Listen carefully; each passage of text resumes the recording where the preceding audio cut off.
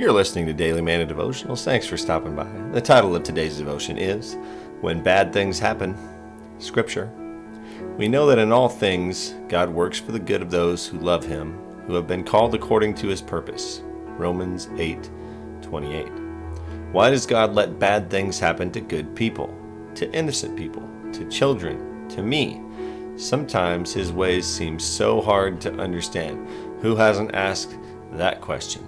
I'm pretty sure that's probably one of the questions that we've all asked ourselves or asked God, or that non-believers have asked us as Christians. So I think it's very interesting perspective to pursue. In Romans 8:28, Paul wrote to assure believers who lived in a city dominated by Nero, a madman with absolute power. He wrote encouragingly, "We know that in all things God works for the good of those who love Him, who have been called according to His purpose." Phrased another way, Paul was reminding the children of God they can be confident that all things work together for good. Brokenness leads to blessing, death leads to life, and suffering leads to glory. So when bad things happen, just trust Him. This devotion comes out of The Joy of My Heart, devotional by Lotz.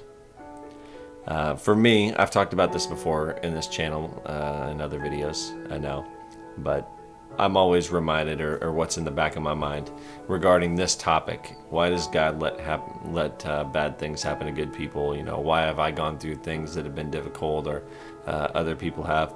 And there's a lot of different. It's a multifaceted question, so there's lots of different aspects to that you could answer with. But what always pops in my mind is perspective, and that we just don't have God's perspective. This devotion doesn't really address this, but this is just what comes to me, in my heart anyway, is thinking about perspective, and that we just simply don't have the perspective that God has. If a child, for instance, passed away of cancer, it would be incredibly difficult as the family to go through that, and you'd be questioning Him. It'd be hard not to. Even if you knew that the child went to heaven and everything, it'd be difficult to not at some point question why God would allow that to happen. And in my opinion, the answer is, although it's hard to see at the time, especially when you're going through all that pain, we just don't have His perspective.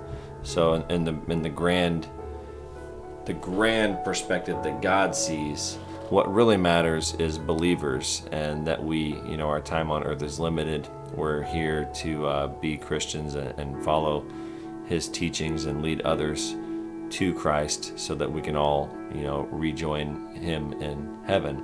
So in that grand perspective, if the child passing in some way, somebody is touched by that, and it leads one person to Christ, or two people to Christ over the course of the next 50 years following that, people that have heard the story of that child, or seen it on the internet, or a GoFundMe, or whatever. There's a million different ways that the story could get out there, that this children of God passed away and it touched lives, and ultimately it leads multiple more people and their families to be led to Christ, who find their way to heaven because of that child's passing.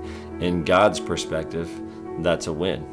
It's hard to see that on earth because it's horrible and gut-wrenching if anybody ever has to go through that, God forbid. But from God's perspective, in my opinion anyway, we just can't see that perspective. We can't understand the big scheme of things that He can understand, or the path forward, or how different things touch other people's lives and the ripple effects that go out. So that's what it makes me think of anyway. When bad things happen, I just try to remind myself that I can't see His perspective, and it's probably because something better is coming, or because that bad thing in some way touched someone's life that caused a ripple effect that led to something that was worth it. That's my opinion anyway. Have a great day, and God bless.